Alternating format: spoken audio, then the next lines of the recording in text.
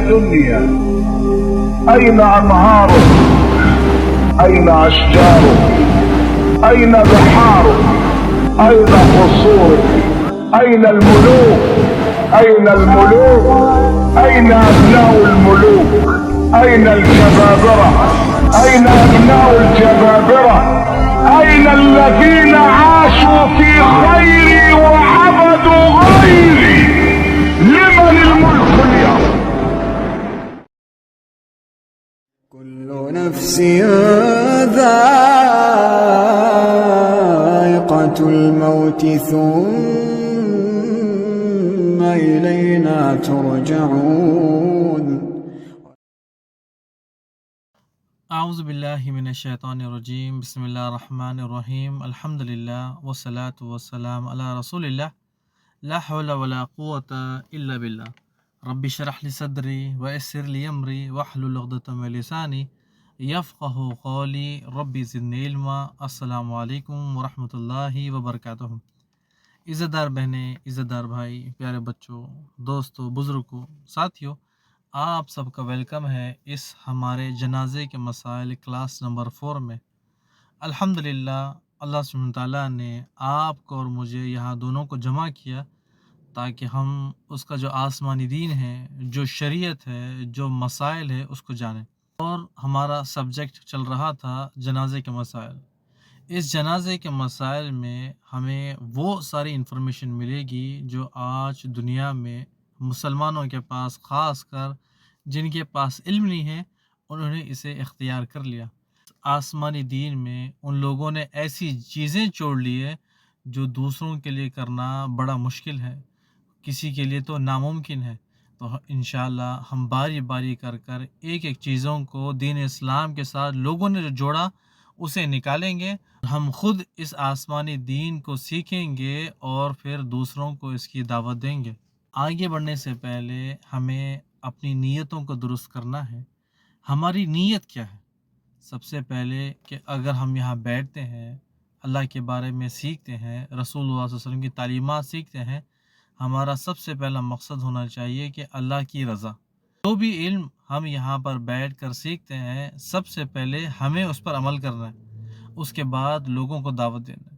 تو پہلی نیت ہماری یہ ہے کہ جو بھی عمل ہم سنیں، کہ نماز کے بارے میں، چاہے جنازے کے بارے میں، چاہے عقیدے کے بارے میں، یا پھر کوئی اور مسائل کے بارے میں، جب ہمارے پاس علم حاصل ہو گیا تو اللہ کی رضا کی خاطر سب سے پہلے ہمیں عمل کرنا ہے، اس کے بعد دوسروں کو دعوت دینی۔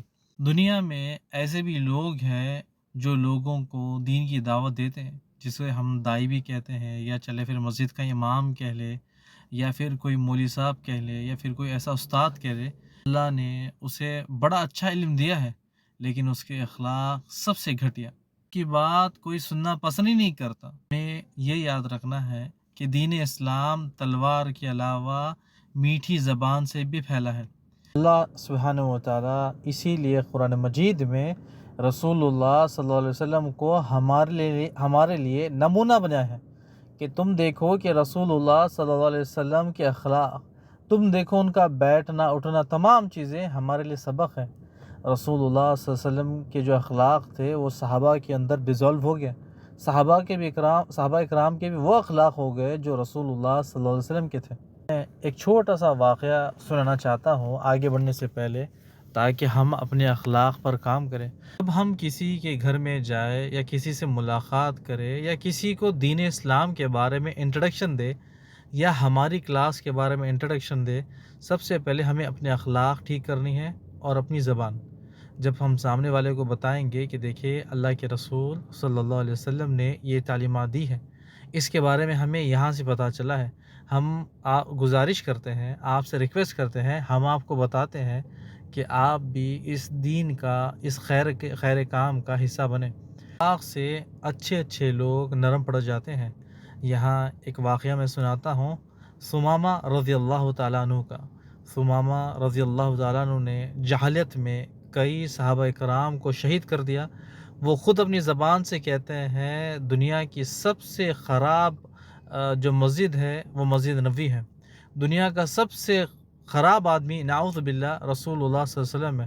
دنیا کی سب سے خراب بستی یہ مدینہ کی بستی ہے۔ सुमामा बनु हनीफ़ा के सरदार थे। इन्होंने इरादा किया क्यों ना मैं मक्का जाऊं, मक्का जाकर एक उम्रा कर लूं और फिर वापस आ जाऊं। ये कुछ लोगों के साथ निकलते हैं।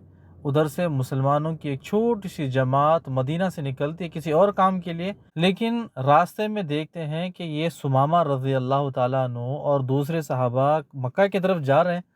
तो उन लोगों ने अपना काम छोड़ा और इन पर हमला कर दिया। हमले के डर से लोग उस सुमामा रज़ी अल्लाह तआला को छोड़कर भाग गए और सुमामा रज़ी अल्लाह तआला बड़े दिलेर, हिम्मत वाले, बहादुर सरदार थे। मुसलमानों ने इन्हें कैप्चर कर लिया, इन्हें क़ैद कर लिया और उमर रज़ी अल्लाह तआला अन्हु पकड़ कर इन्हें मस्जिद नबवी के अंदर लेकर आते हैं और पिलर के साथ, एक पोल के साथ इन्हें बांध देते हैं। रसूलुल्लाह सल्लल्लाहु अलैहि वसल्लम इनकी तरफ आते हैं, कहते हैं सुमामा क्या हाल है, खैरियत से हो? सुमामा कहते हैं अगर आप मुझे मारना चाहते हो मार दो, अगर आप मुझ पर एहसान करना चाहते हो तो एहसान करो, मैं एहसान का बदला एहसान से चुकाऊंगा। यानी अगर आपको मुझे मारना है तो मार दो, अगर मुझे छोड़ दिया तो इसके बदले मैं इस एहसान के बदले आपके ऊपर भी एहसान करूँगा, चाहे मुझसे पैसे ले लो या कोई और चीज़। सुमामा रज़ी अल्लाह तआला अन्हु बड़े सरदार थे ना, तो बड़ी ज़ोरदार आवाज़ में कहा, रसूलुल्लाह सल्लल्लाहु अलैहि वसल्लम को धमकी दी अल्लाह के रसूल को। रसूलुल्लाह ने कहा कि सुमामा की खातिरदारी करो, इन्हें दूध पिलाओ, मेरी ऊँटनी का दूध निकालो और सुमामा को पिलाओ। फिर रसूलुल्लाह सल्लल्लाहु अलैहि वसल्लम अगले दिन आए, पूछा सुमामा क्या हाल है, खैरियत से हो? सुमामा रज़ी अल्लाह तआला ने कहा कि वही बात जो कल दोहराई थी, मुझे मारना है तो मार दो, मुझ पर अगर एहसान करोगे तो मैं एहसान का बदला एहसान से चुकाऊंगा। रसूलुल्लाह सल्लल्लाहु अलैहि वसल्लम जाते हुए कहा सहाबा कराम को इनकी खातिरदारी में कोई कमी नहीं होनी चाहिए। फिर रसूलुल्लाह सल्लल्लाहु अलैहि वसल्लम तीसरे दिन आते हैं, पूछते हैं सुमामा क्या हाल है, खैरियत से हो?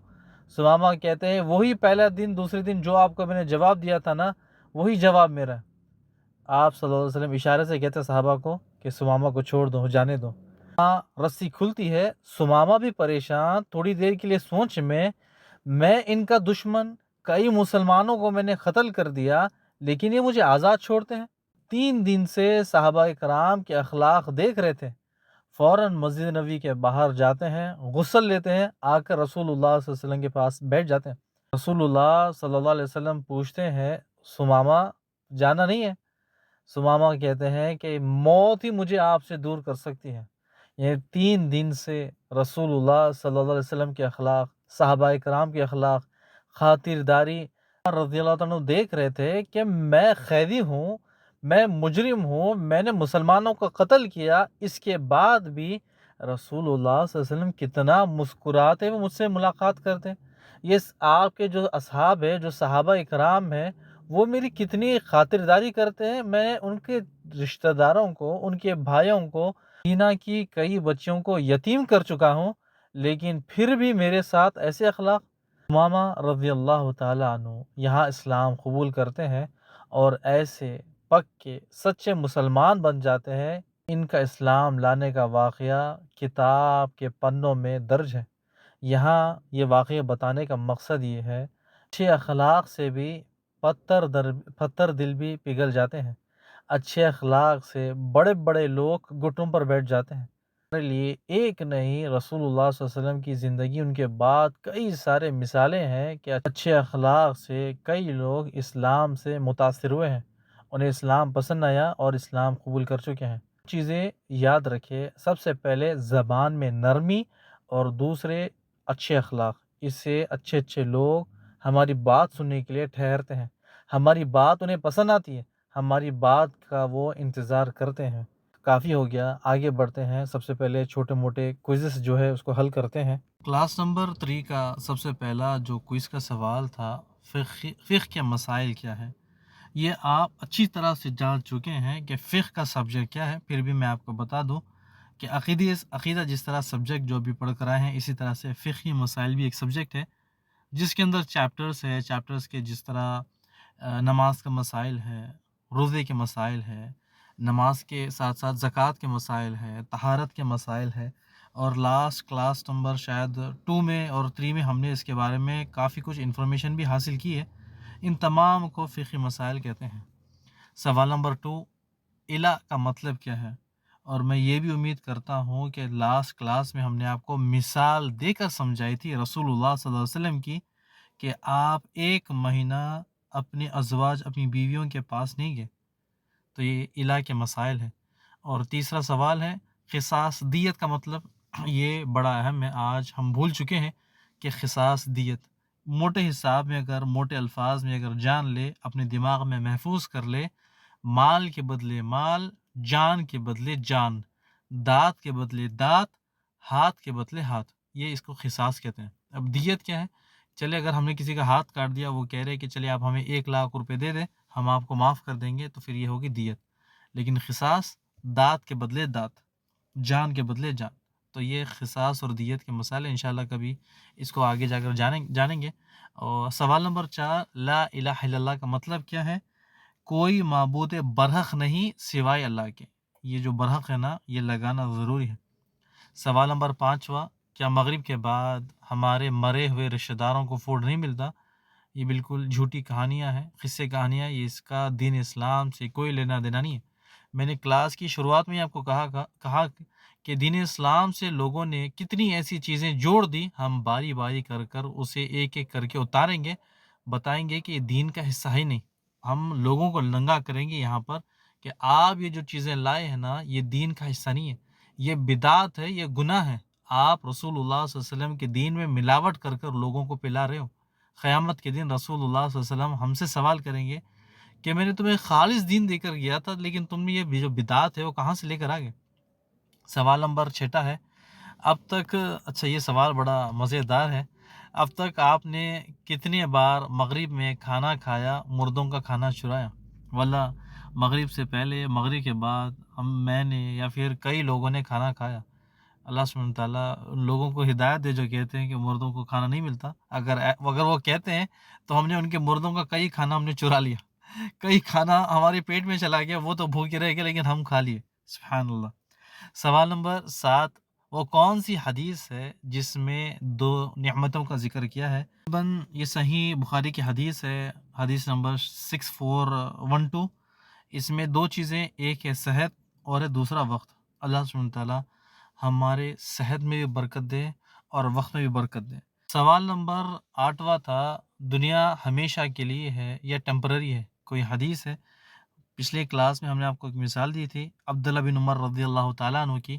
رسول اللہ صلی اللہ علیہ وسلم نے آپ کے کھاندے پر ہاتھ رکھا، حدیث نمبر 6416، کہ آپ نے کھاندے پر ہاتھ رکھا اور فرمایا کہ دنیا کے بارے میں کہ دنیا ٹیمپرری ہے، اور ہمیں بھی رسول اللہ صلی اللہ علیہ وسلم نے سبق دیا کہ دنیا ہمیشہ کے لیے نہیں ہے.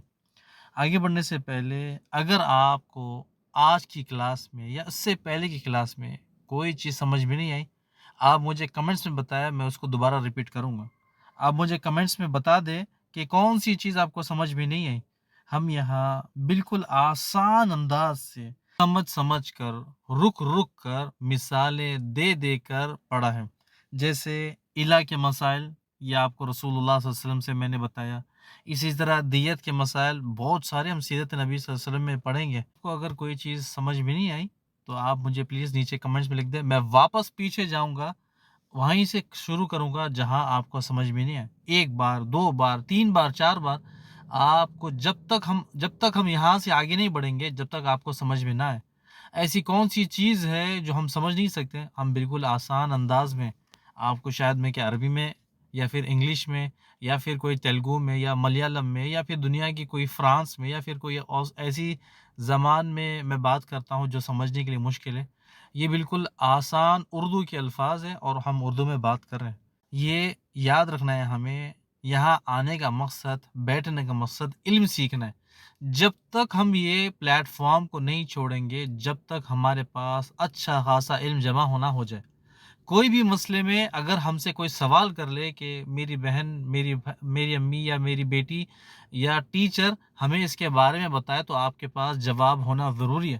اگر آپ کے پاس جواب نہیں ہے تو آپ رسول اللہ صلی اللہ علیہ وسلم کی مثال دے کر سمجھائے کہ رسول اللہ صلی اللہ علیہ وسلم کے پاس یہ مسئلہ آیا تھا اور آپ نے اس طرح سے اسے حل کیا تھا. اگر پھر بھی رسول اللہ صلی اللہ علیہ وسلم سے ہمیں کوئی چیز نہیں ملتی تو علماء کرام اس کے بارے میں کیا کہتے ہیں؟ یہ تمام چیزیں ہمارے دل اور دماغ میں محفوظ ہونی چاہیے. تو یہاں سے ایک اہم ہمارا چیپٹر شروع ہوتا ہے، بیمار کی عیادت۔ یہ بڑا قیمتی، بڑا امپورٹنٹ ٹاپک ہے، ہمیں شاید ہو سکتا ہے پتہ ہو یا پھر نہیں پتہ ہو۔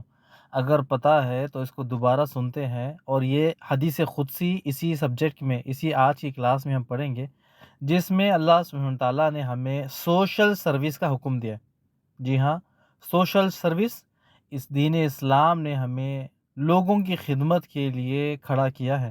اللہ کا جو دین ہے وہ ہمیں سوشل سروس کے لیے، لوگوں کی خدمت کے لیے بلاتا ہے، ابھارتا ہے، چاہے وہ مدد، چاہے وہ ہاتھ سے ہو، زبان سے ہو، پیسوں سے ہو، یا کوئی اور وجہ سے ہو۔ مثال کے طور پر کوئی بیمار ہے، اس کو گاڑی میں لے کر گئے، کوئی بیمار ہے اس کو پیسے دے دیے، کوئی بیمار ہے کسی کو پھل دے دیے، کوئی بیمار ہے بیمار کی تیمارداری کر دے، یا کسی طرح سے بھی ہو۔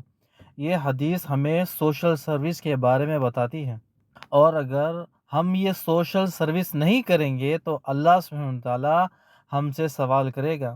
یہ حدیث قدسی ہے۔ اللہ سبحانہ تعالیٰ قیامت والے دن ایک شخص کو بلائے گا، اپنے سامنے کھڑا کرے گا، اور اس شخص سے سوال کرے گا کہ اے آدم کے بیٹے، میں بیمار تھا، تو نے میری عیادت کیوں نہیں کی؟ تو وہ شخص کہے گا کہ اے میرے رب، میں کیسے تیری عیادت کرتا، تو رب العالمین ہے۔ تو اللہ سبحانہ تعالیٰ اسے کہے گا، تجھے پتا تھا نا کہ میرا فلاں فلاں بندہ بیمار تھا، تو نے اس کی عیادت کیوں نہیں کی؟ اگر تو اس کی عیادت کر لیتا تو مجھے اس کے پاس پاتا۔ اے آدم کے بیٹے، میں نے تجھ سے کھانا مانگا، تو نے مجھے کھانا نہیں کھلایا۔ وہ شخص کہے گا کہ اے میرے رب، میں تجھے کیسے کھانا کھلاتا جب کہ تو ساری جہانوں کو، ساری مخلوق کو پالنے والا ہے، کھلانے والا ہے۔ تو اللہ سبحانہ تعالیٰ اس شخص کو جواب دے گا کہ اگر تو اسے کھانا کھلا دیتا تو اس کھانے کا بدلہ مجھ سے پا لیتا۔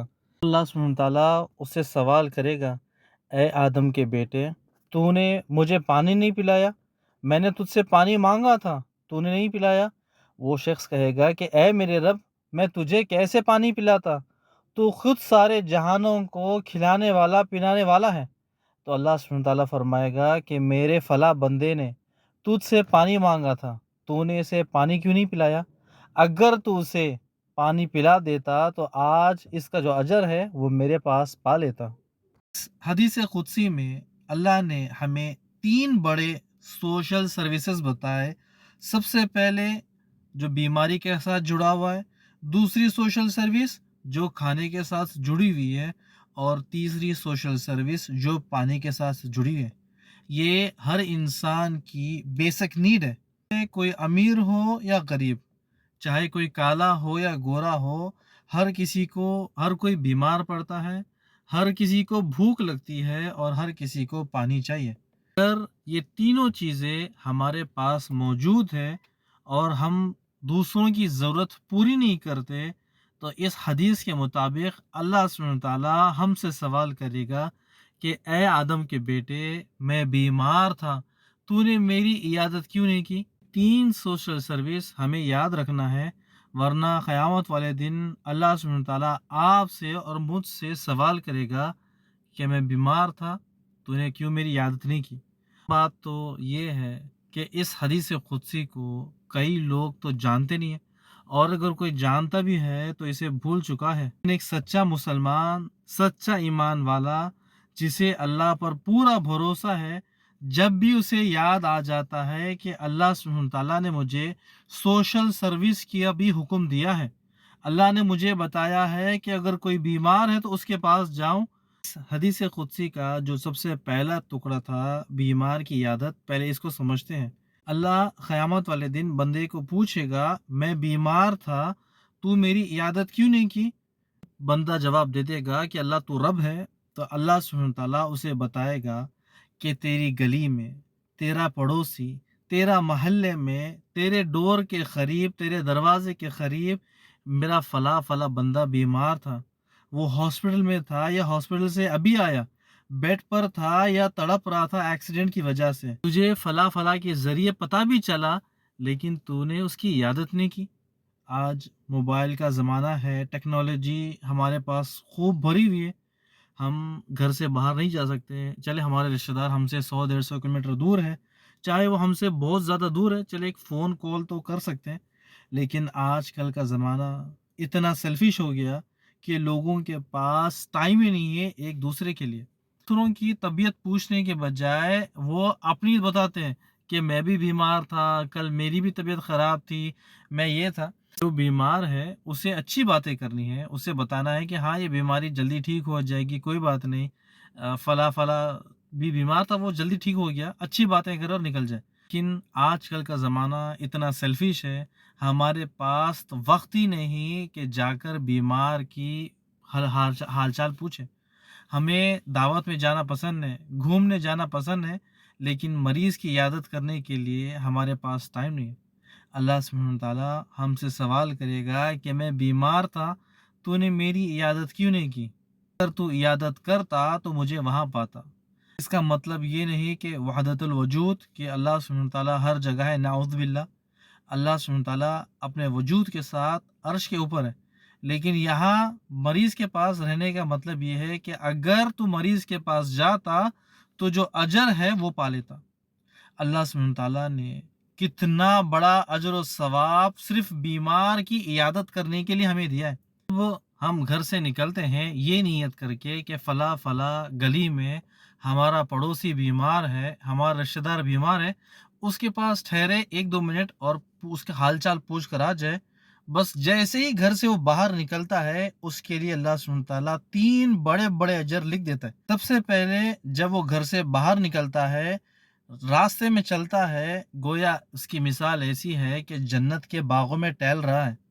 دوسرا بڑا اجر، جب وہ بیمار کے پاس جاتا ہے تو وہاں اللہ کی رحمتیں وہاں برستی ہے، جب وہ وہاں بیٹھتا ہے تو اللہ سبحانہ تعالیٰ کی رحمتیں بھی پاتا ہے۔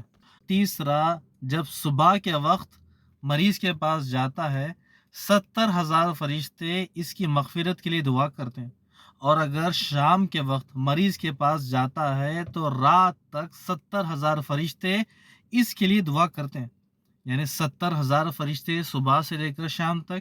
جب شام میں جاتا ہے تو شام سے لے کر صبح تک 70,000 انٹو 1,40,000، 1,40,000 فرشتے اس کے لیے دعا کرتے ہیں۔ سوچے کتنا بڑا اجر اس کے اکاؤنٹ میں لکھا جاتا ہے۔ یہ نہ سمجھے کہ فرشتہ بس دعا کر کے چھوڑ دیا۔ صبح مثال کے طور پر 6 بجے یا 8 بجے ہم مریض کے پاس گئے ملنے کے لیے، وہاں سے ٹائم شروع ہوتا ہے 10 گھنٹے یا 12 گھنٹے فرشتہ کنٹینیو آپ کے لیے دعا کرتا ہے۔ یعنی اگر صبح 6 بجے ہم چلے گئے تو رات میں 6 بجے مغرب ہوتی ہے مثال کے طور پر، صبح 6 بجے سے لے کر مغرب تک 12 گھنٹے فرشتے کنٹینیو آپ کے لیے دعا کرتے رہتے ہیں۔ اور اگر مغرب کے فوراً بعد ہم چلے گئے تو پھر مغرب سے لے کر فجر تک آپ کے لیے فرشتے دعا کرتے رہتے ہیں۔ اتنا بڑا اجر ہمیں ضائع نہیں کرنا ہے۔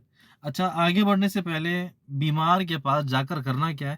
بیمار کے پاس جا کر چلے کھانا بنائیں، چلے آج بریانی کھاتے ہیں، چلے بیٹھتے ہیں، تھوڑی دیر کے لیے جانا ہے، بیٹھنا ہے، دعا دینا ہے، اسأل اللہ العظیم رب العرش العظیم یشفیک 7 بار، اور ایک اور دعا، لا باسا طہورا انشاءاللہ، یہ بیماری جلد ٹھیک ہو جائے گی انشاءاللہ۔